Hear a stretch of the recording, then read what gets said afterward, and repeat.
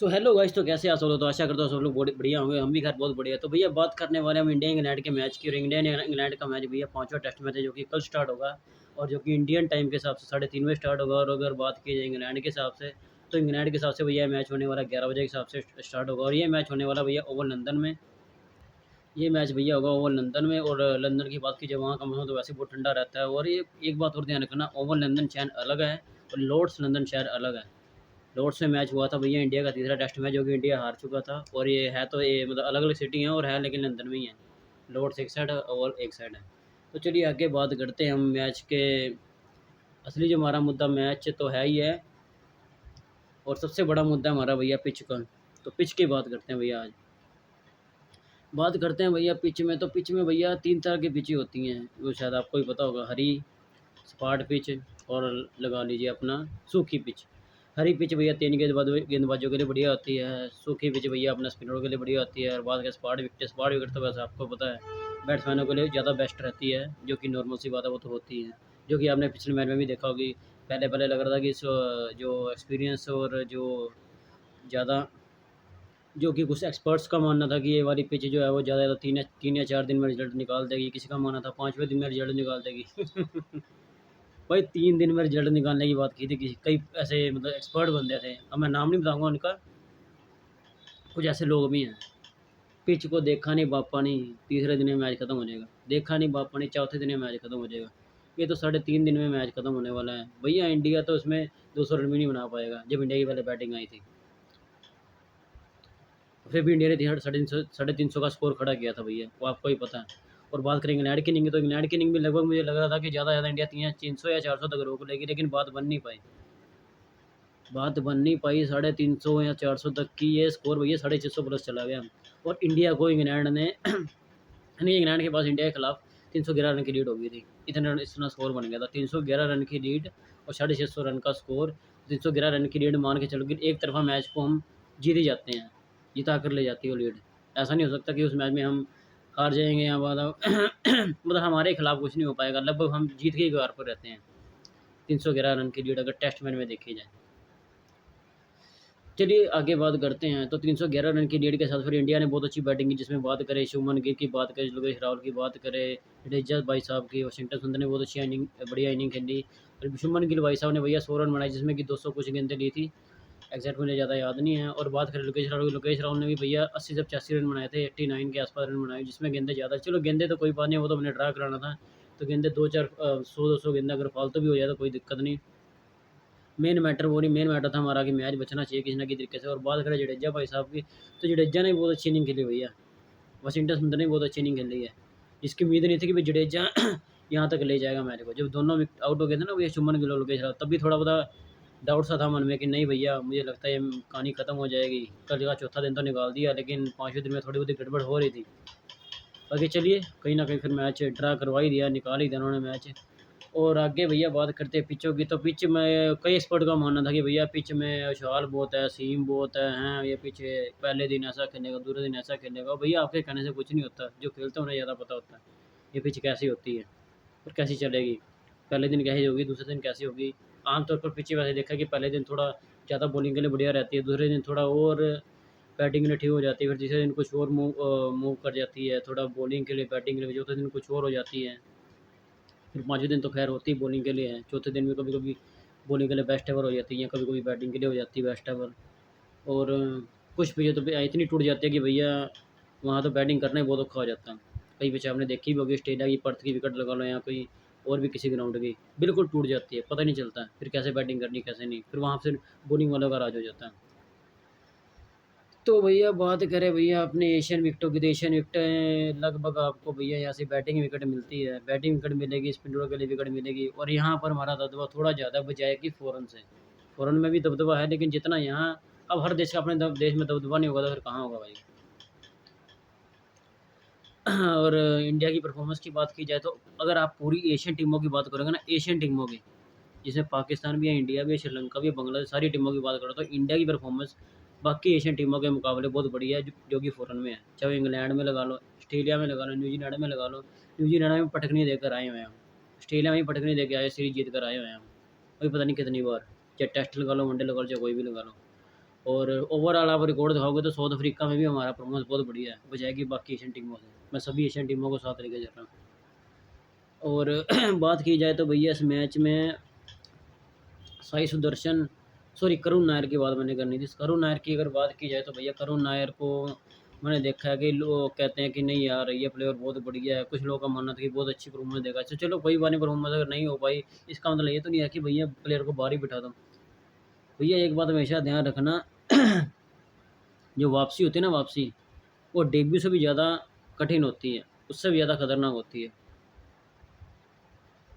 आम नहीं होती वापसी करना, ठीक है ना। कोई ऐसा नहीं है कि वापसी कर ली चल भाई हम साथ के साथ स्कोर बना देंगे, ये उससे भी ज़्यादा मुश्किल होती है। एक होता है बंदा डेब्यू को आया है, नेशनल क्रिकेट इंटरनेशनल टीम में आ चुका है, स्टेट लेवल से नेशनल लेवल तक आया है, इंडियन टीम में आ चुका है, वो अलग बात होती है कि चल डेब्यू कर रहा है।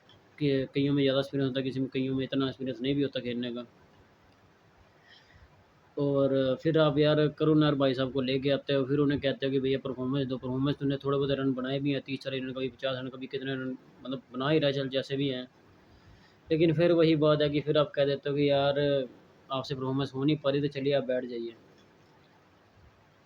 और साई सुदर्शन में भी कितना टैलेंट था। साई सुदर्शन भी कोई यहाँ प्लेयर तो है नहीं, डोमेस्टिक भी बंदे ने बढ़िया खेला है। क्या कहते हैं, रणजी ट्रॉफी बढ़िया खेली है, दिलीप ट्रॉफी बढ़िया खेली है, विजय हजारे ट्रॉफी में बहुत अच्छा प्रदर्शन करके आए हैं, और भी कई टूर्नामेंट्स में अच्छा प्रदर्शन करके आए हैं। लेकिन बात करी जाए इंडियन टीम में तो वो प्रदर्शन नहीं दिख पा रहा। 2 3 मैच खेलने उन्होंने, 2 मैच सॉरी खेलने हैं, लेकिन वो इम्पैक्ट नहीं डाल पा रहे। अब नहीं डाल पा रहे तो फिर इसका मैं ये तो नहीं है कि भैया मेरे बंदे में एक्सपीरियंस नहीं है, खेलना नहीं आता, या कोई वो ऐसी टेक्निक नहीं है, सब कुछ है पर नहीं हो पाई। तो भैया कई बार क्या होता है, बड़े बड़े एक्सपीरियंस प्लेयर भी मार खा जाते हैं। बड़े बड़े एक्सपीरियंस प्लेयर, विराट कोहली तक को भी बहुत बड़े मतलब बुरे दौर से गुजरना पड़ा है। खासतौर पे इंग्लैंड की बात की जाए, चाहे वो कहीं भी लगा लो, ऑस्ट्रेलिया में भी ठीक ठाक प्रदर्शन करके आए हुए। कई बार उन्होंने वहाँ पे भी मतलब बहुत ज़्यादा प्रॉब्लम का सामना करना पड़ा है। न्यूजीलैंड में भी बहुत ज़्यादा दिक्कत का सामना करना पड़ा था एक बार, फिर भी उन्होंने थोड़ी बहुत परफॉर्मेंस करके मैच निकाल दिए थे, काफ़ी मैच निकाले भी हैं। तो चलो इससे ये नहीं कि खिलाड़ी बेकार हो गया, खिलाड़ी में कोई प्रॉब्लम है, खिलाड़ी चल नहीं पा रहा है, खिलाड़ी ऐसा वैसा, चलो वो बहुत अलग है। लेकिन कम से कम यार खिलाड़ी को लंबा मौका तो दो, कम से कम उसे इम्पैक्ट तो डालने दो। ऐसा तो नहीं है कि 1 2 इनिंग में वो बंदा बिल्कुल ही ऐसा कर देगा कि भैया मैं तो भाई 150 200 रन बना दूंगा, 300 रन बना दूंगा। भैया वापसी कर रहा है, थोड़े बहुत अब सोचना चाहिए ना आपको। स्पोर्ट्स स्टाफ किसके लिए है, गंभीर साहब किसके नहीं है, मोनी मोरकल साहब या और भी इतने भी बैटिंग कोच हैं, किसके लिए बैठे भैया। बात तो करो बंदे बंदे से, क्या प्रॉब्लम आ रही है क्या नहीं। मतलब वापसी करे, डेब्यू तो कर नहीं रहा, डेब्यू तो बाकी प्लेयर कर रहे हैं। तो वापसी वाले को कम से कम थोड़ा हौसला तो दो यार। ऐसा थोड़ी है कि उन्हें 30 40 रन बनाए, 50 रन बनाए, चलो भी बिठा दिया, आपसे भी कुछ होने वाला, ऐसा कुछ नहीं है भैया। वो प्लेयर टिकने वाला प्लेयर है, दमदार प्लेयर है, कोई ऐसा नहीं है। 300 रन भी नहीं बनाए थे भैया इंडिया की टीम में, वही पहले टूर पे इंग्लैंड के खिलाफ ही बनाए थे। वो मैच था चेन्नई में।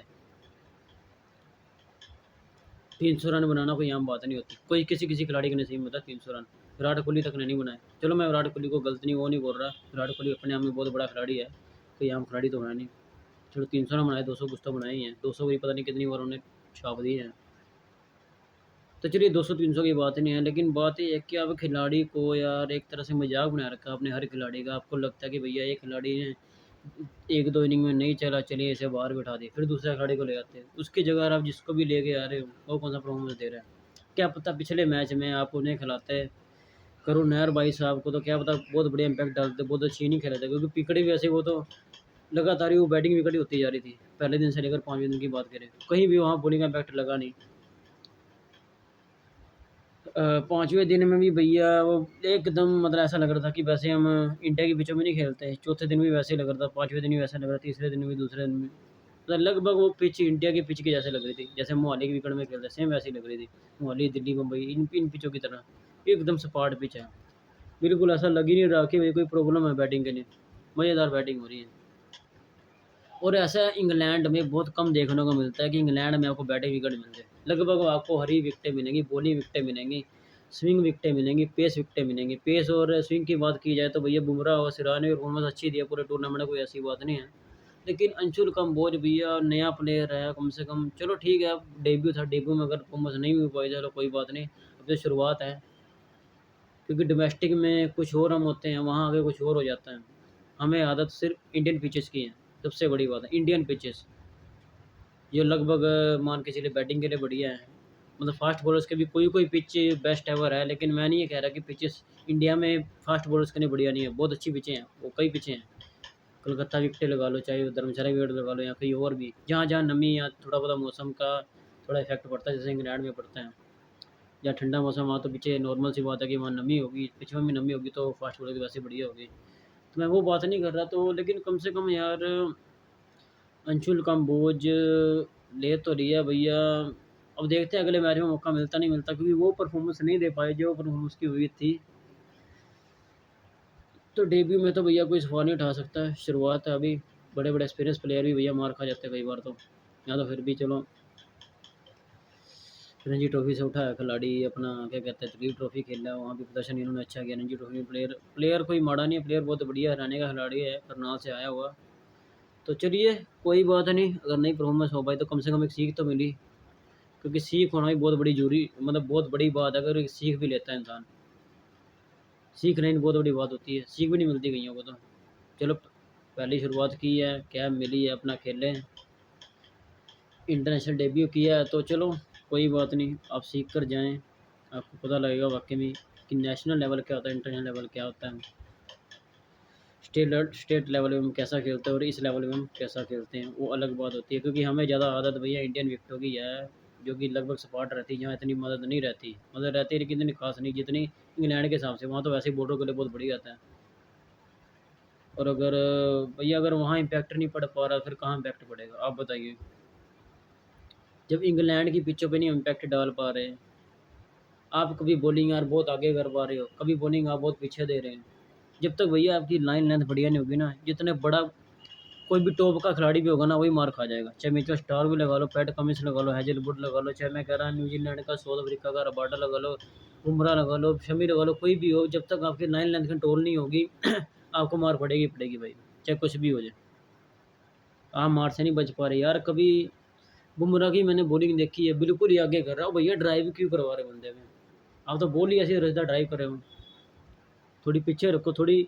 ऐसा भी नहीं है कि बंदे को शॉट ना डालो, शॉट डालो कम से कम, उसके पास से तो निकालो, मुंह से निकालो, सन की आवाज़ है, पता चले उसे कि वाकई में यार बंदे में दम है, वाकई यार बंदा इफेक्ट डाल रहा है, वाकई में यार बंदे में वेरिएशन है। कोई ऐसा नहीं है कि खाली वो आगे वाली बॉल ही है इसके पास, या खाली एक लेंथ बॉल ही है। अगर आप लेंथ बॉल भी डाल रहे हो तो एक सही लाइन में रखो, तभी फ़ायदा है। अच्छी लेंथ होनी चाहिए इसमें, तब बात बनती है। कोई ऐसा नहीं है कि ऐसे ही डाल दी तो बात बन जाएगी। और कम से कम बाउंसर मारो, सालों को पता लगे ना, जैसे वो डालते हैं हमें।